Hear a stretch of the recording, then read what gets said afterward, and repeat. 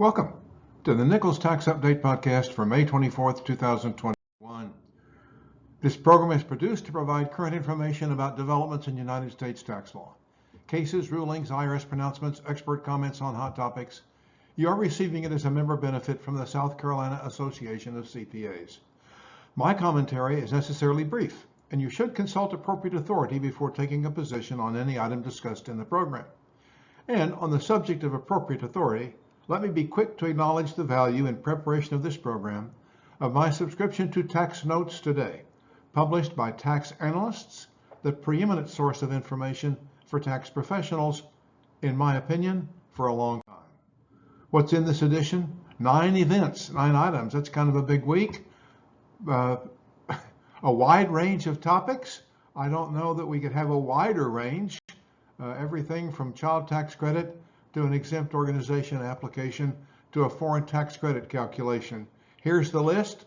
Let's go. Did you include unemployment benefits in 2020 taxable income? If you did, don't worry. In fact, don't file an amended return. The IRS specifically says don't do that. The American Rescue Plan retroactively declared the first $10,200 of unemployment benefits tax-free. That announcement says the IRS will start issuing refunds without any action on your part, and that's happening the week that began May 17th. And they're starting with the simplest returns first. Single, no itemized deductions, nothing complicated, fairly simple return. They're calculating the refund for the taxpayer and sending the tax back. They will also refigure any credits or deductions where a phase-in or other type of limit might apply. They know where you live. A little bit scary. Tax treatment of contributions to a disaster fund. I read this and I had to read it over a couple of times before I understood what it is. This is a federally sponsored fund to protect private business from unlimited liability claims in connection with the Deepwater Horizon. It's the only natural disaster of sufficient magnitude that I can think of to bring about this kind of action.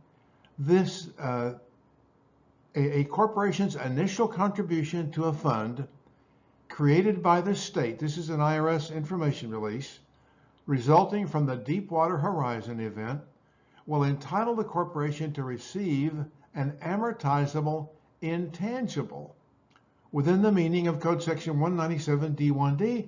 So the corporation makes the payment, substantial amount, and they are going to amortize that payment over 15 years in accordance with tax law.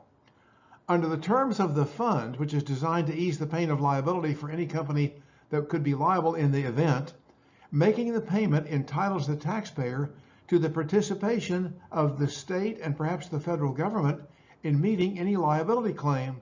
So I make a payment that I can afford, thereby establishing the hit for my liability, and any future claims beyond that amount will be picked up by the state and the feds. Participation in the fund there allows the taxpayer to avoid unlimited liability, and that payment, which secured that right, is amortizable over the statutory period for amortizing intangibles. Very interesting development, very interesting intangible. Never run into something like this before, but then we never had anything quite like the what's illustrated in the photo.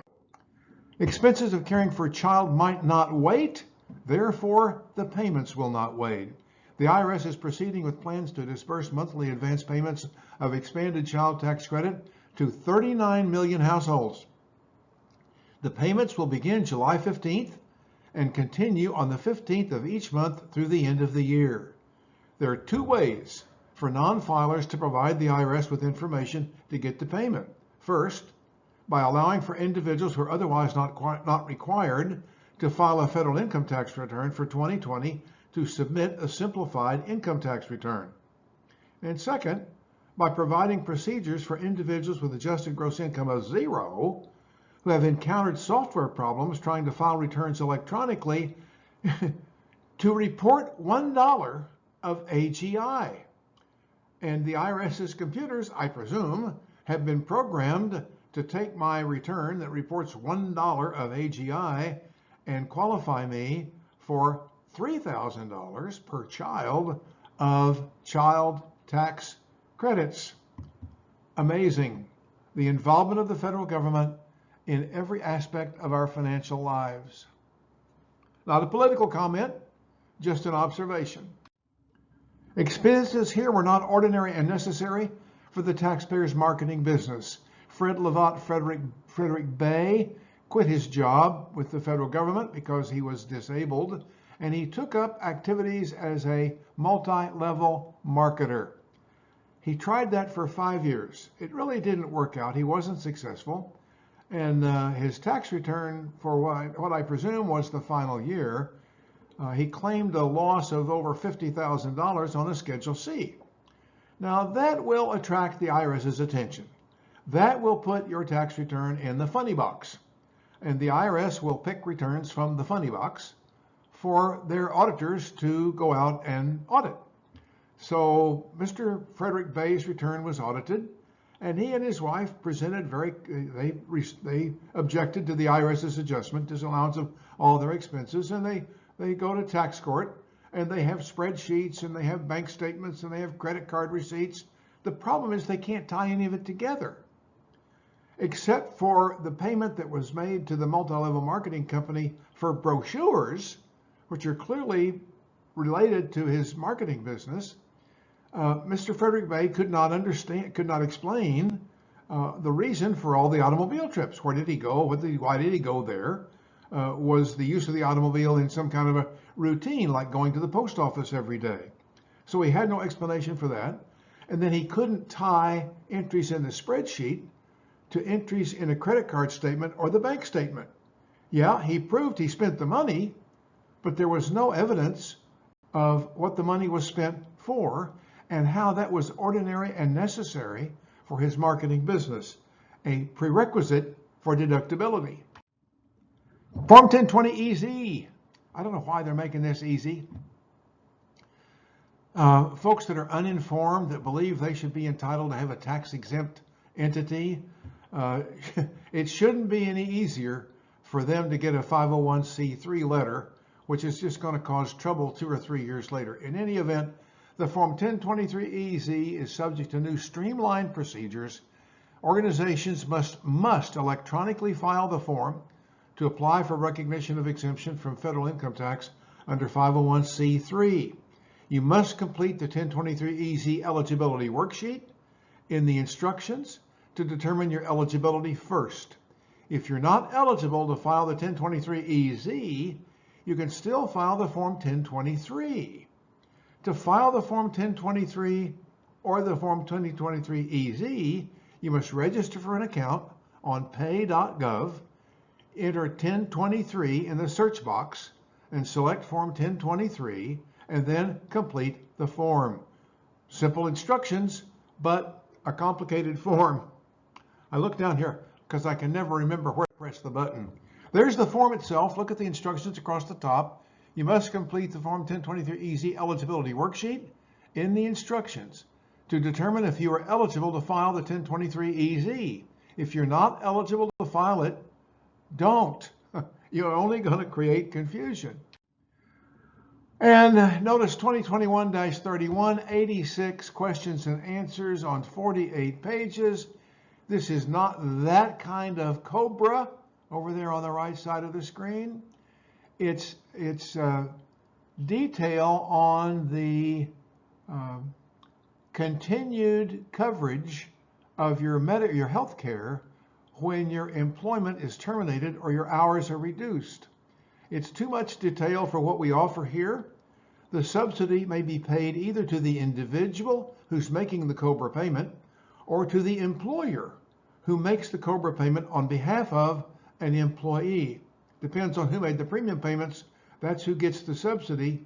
But all of the answers and all the questions are in, well, that's not quite true, because the IRS says in the preamble to these 48 pages and 86 questions and answers that there are a few questions they haven't answered here, and we should stay tuned. There will be more later. Social Security disability payment changes the eligibility for advanced premium tax credit. Connie Sue Heston was getting the advanced premium tax credit until the middle of September. In the middle of September, she was notified that she no longer qualified. She no longer qualified because of a retroactive adjustment all the way back to June. But Connie Sue Heston is not a tax professional. She didn't know. She filed her return, and it turns out she'd received excess advance premium tax credit payments. Well, she goes to tax court. She says, look, I filed based on the information I was given.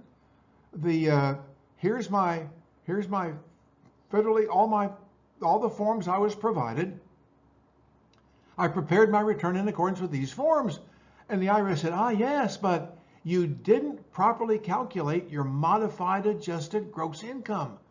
You know, modified adjusted gross income is an elusive concept. It's different for different code sections. That's just a remark in passing here. For those of you that want to determine how many angels can dance on the head of a pin, modified adjusted gross income has different definitions for its applicability in different code sections. In any event, here, the change to her modified adjusted gross income was in fact not reported in any of the documents that she received from the government or from the disability paying agency.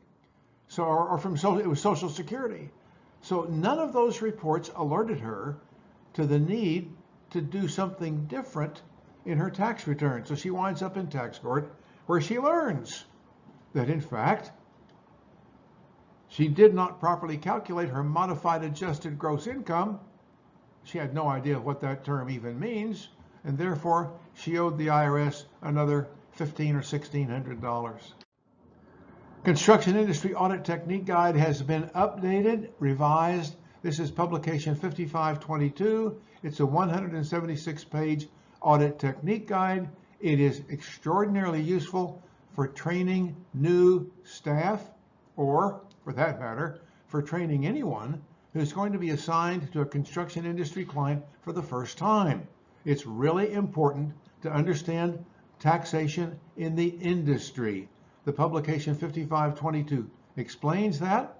It provides guidance on several issues: the evaluation and determination of long-term contracts, look-back interest, which is applicable to large taxpayers, construction joint ventures and accounting for a joint venture, and accounting procedures that are generally accepted. I hate to use that technical term for the auditors, but accounting procedures that are normally used in the construction industry. 176 pages, a valuable text for training your people.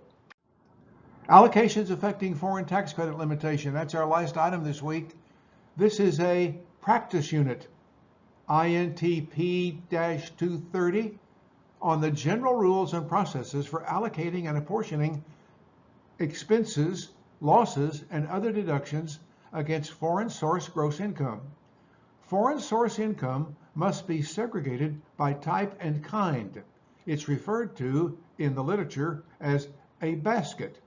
I have a capital gain basket, I have a trade or business basket, I have a passive basket. All of those baskets can be allocated their pro rata share or their directly allocable share of foreign tax paid. And we determine our foreign tax credit on a basket by basket basis. 24 PowerPoint slides tell the whole story. Once again, great training. It explains the whole process in the most economical way I can think of. That's it for this week, gang. Thank you for your attention. Thank you for support, and be careful. Stay safe.